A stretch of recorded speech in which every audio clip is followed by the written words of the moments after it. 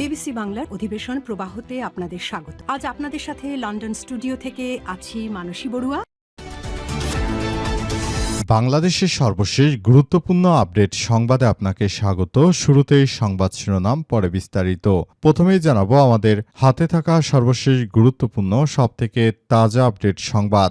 গাঁজা এবং আফিমের চেয়েও বিপজ্জনক জামাত ইসলাম বললেন বিএনপি নেতা বরকতুল্লাহ বুলু।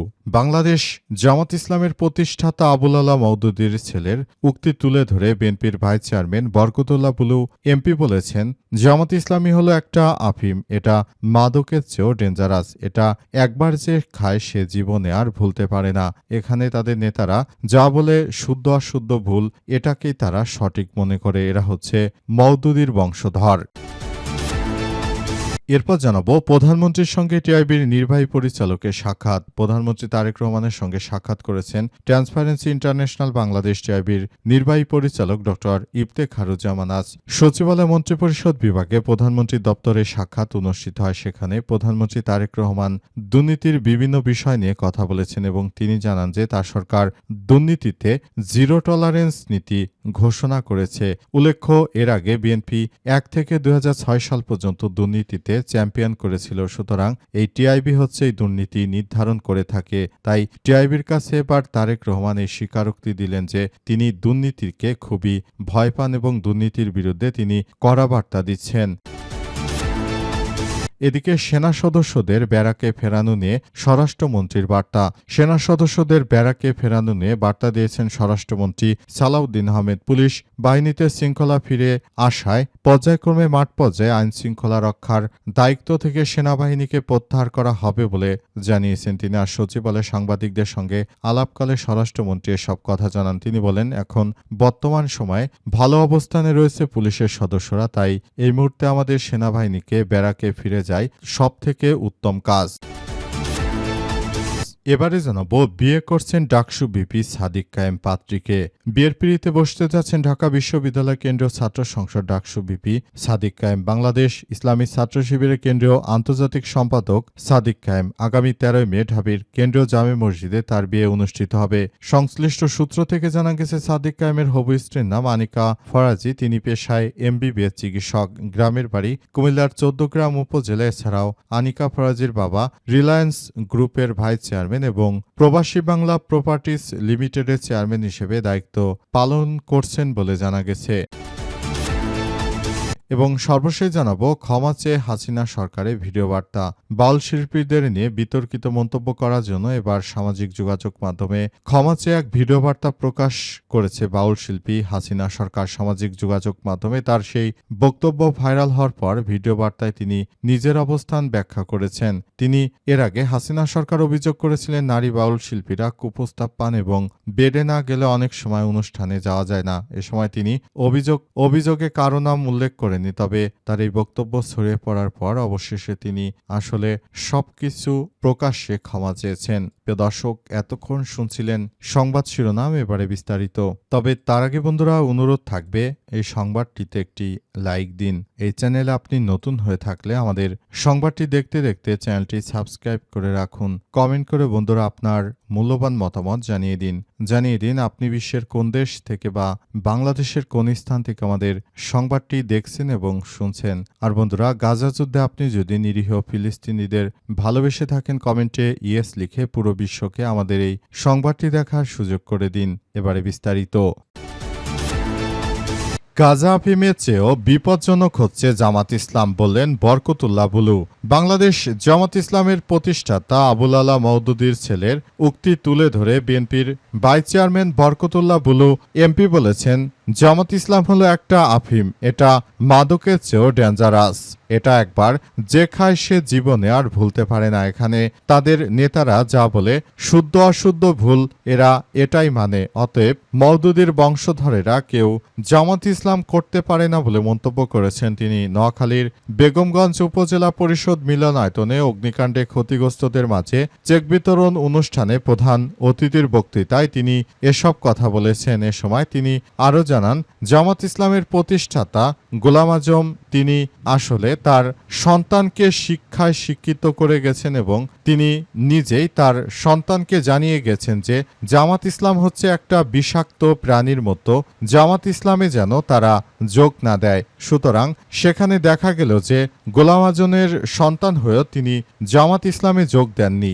সুতরাং এর থেকে আমরা আরও স্পষ্ট ভাষায় বলতে চাই যে যেহেতু জামাত ইসলামের প্রতিষ্ঠাতার ছেলেই জামাতে যোগ না দিয়ে এনসিপিতে যোগ দিয়েছে, তাহলে আপনারা বুঝে নেন যে এই দলটি হচ্ছে একটা বিষাক্ত দল, তাদেরকে কেউই বিশ্বাস করে না বলে দাবি করেছেন বরকতুল্লাহ বুলু। তিনি আরও দাবি করেন যে বাংলাদেশের মানুষ অত্যন্ত ধর্মপ্রাণ মুসলিম, তাদের ধর্মকে পুঁজি করে এই জামাতিরা এই ধরনের কার্যক্রম চালায়, তাদেরকে প্রতিহত করতে হবে বলে জানান তিনি আরও জানান যে তাদেরকে প্রতিহত করে তারপর পুরো কার্যক্রমগুলো চালিয়ে যেতে হবে যে কোনো মূল্যে। মার্কিন যুক্তরাষ্ট্র এবং দখলদার ইসরায়েলিদের মতো জামাতকেও দমন করা এই মুহূর্তে আমাদের সবথেকে বড় কাজ বলে জানিয়েছেন তিনি। এবং তিনি আরও মনে করেন যে এই মুহূর্তে জামাতিরা পৃথিবীর ইতিহাসে সবথেকে নিকৃষ্ট, তাদের কথা কেউ বিশ্বাস করে না, তারা হচ্ছে অত্যন্ত সন্ত্রাসী টাইপের এক শ্রেণীর, তাদেরকে কেউই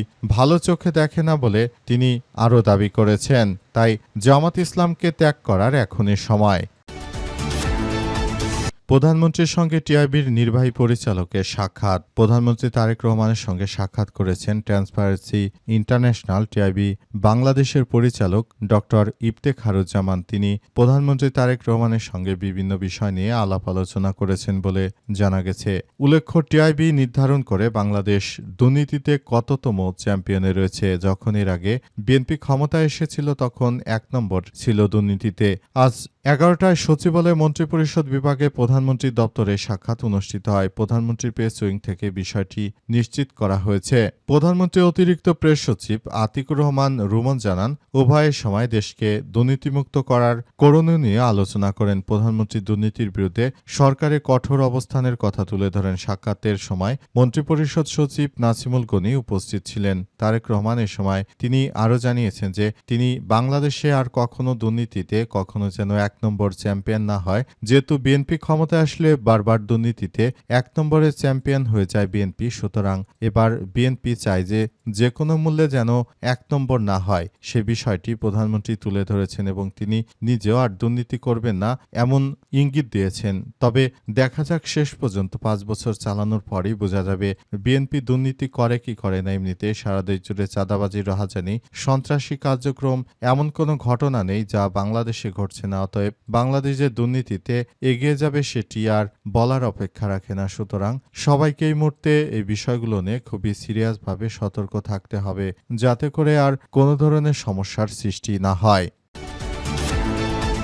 সেনা সদস্যদের ব্যারাকে ফেরার নিয়ে স্বরাষ্ট্রমন্ত্রীর বার্তা। সেনা সদস্যদের ব্যারাকে ফেরা নিয়ে বার্তা দিয়েছেন স্বরাষ্ট্রমন্ত্রী সালাউদ্দিন আহমেদ। পুলিশ বাহিনীর শৃঙ্খলা ফিরে আসায় কার্যক্রম মাঠ পর্যায়ে আইন শৃঙ্খলা রক্ষার দায়িত্ব পুলিশের হাতে তুলে দিয়ে তারপর এদেরকে ব্যারাকে ফিরে যাওয়ার জন্য নির্দেশনা দিয়েছেন স্বরাষ্ট্রমন্ত্রী। তিনি আরও জানান যে এজন্য আমি বলতে চাই যে সেনা সদস্যদের অবশ্যই ব্যারাকে ফিরে যেতে হবে। কারণ হিসেবে তিনি আরও দাবি করেছেন যে সেনা সদস্যরা দীর্ঘ বছরের পর বছর ধরে তারা যদি এভাবে মাঠ পর্যায়ে থাকে তাহলে তারা ভবিষ্যতে যুদ্ধ করার মতো আর কোনো পরিস্থিতির মধ্যে তারা থাকবে না। সুতরাং এই বিষয়গুলোকে বিবেচনা করে আমি বলতে চাই যে তাদেরকে অবশ্যই এসব বিষয়গুলো খুবই গুরুত্ব সহকারে দেখতে হবে। তাই আমি মনে করি তাদেরকে অবশ্যই এই মুহূর্তে ব্যারাকে ফিরে যাওয়া অত্যন্ত গুরুত্বপূর্ণ একটি বিষয় হয়ে দাঁড়িয়েছে। সুতরাং সেনা সদস্যরা ব্যারাকে ফিরে যাবে, ধীরে ধীরে তারা ব্যারাকে ফিরে যাবে এবং আইন শৃঙ্খলা রক্ষার জন্য পুলিশ প্রশাসনের সদস্যরাই সবথেকে বেশি ভূমিকা পালন করবে বলে জানিয়েছেন তিনি। এবং তিনি আরও মনে করেন এই মুহূর্তে আর সেনা সদস্যদের বাইরে থাকার কোনো প্রয়োজন নেই। সুতরাং যেহেতু প্রয়োজন নেই তাই সেনা সদস্যরা আর বাইরে না থাকুক বলে মনে করেন তিনি। এবং তিনি আরও জানিয়েছেন যে সেনা সদস্যদের এই মুহূর্তে অবশ্যই ব্যারাকে ফিরে যাওয়া উচিত। এজন্য আমরা চিন্তা ভাবনা করে এই সিদ্ধান্ত নিয়েছি যাতে করে সেনা সদস্যরা তাদের কার্যক্রম চালিয়ে যেতে পারে এবং ব্যারাকে খুব শীঘ্রই তারা ফিরে যেতে পারে বলে জানিয়েছেন স্বরাষ্ট্রমন্ত্রী সালাউদ্দিন আহমেদ। এবং তিনি সবাইকে একসঙ্গে কাজ করার জন্য উদাত্ত আহ্বান জানিয়েছেন। বিয়ে করছেন ডাকসু ভিপি সাদিক কায়েম পাত্রীকে। বিয়ের পিঁড়িতে বসতে যাচ্ছেন ঢাকা বিশ্ববিদ্যালয় কেন্দ্রীয় ছাত্র সংসদ ডাকসু সভাপতি সাদিক কায়েম। বাংলাদেশ ইসলামী ছাত্র শিবিরের কেন্দ্রীয় আন্তর্জাতিক সম্পাদক সাদিক কায়েম আগামী 13 মে ঢাবির কেন্দ্রীয় জামে মসজিদে তাদের বিয়ের আকদ অনুষ্ঠিত হতে যাচ্ছে। সংশ্লিষ্ট সূত্র থেকে জানা গেছে, সাদিক কায়েমের হবু স্ত্রীর নাম আনিকা ফরাইজি। তিনি পেশায় এমবিবিএস চিকিৎসক। গ্রামের বাড়ি কুমিল্লার 14গ্রাম উপজেলায়। এছাড়াও আনিকা ফরাজির বাবা রিয়ালেন্স গ্রুপের ভাইস চেয়ারম্যান এবং গ্রাম প্রবাসী বাংলা প্রপার্টিজ লিমিটেডের চেয়ারম্যান হিসেবে দায়িত্ব পালন করছেন বলে জানা গেছে।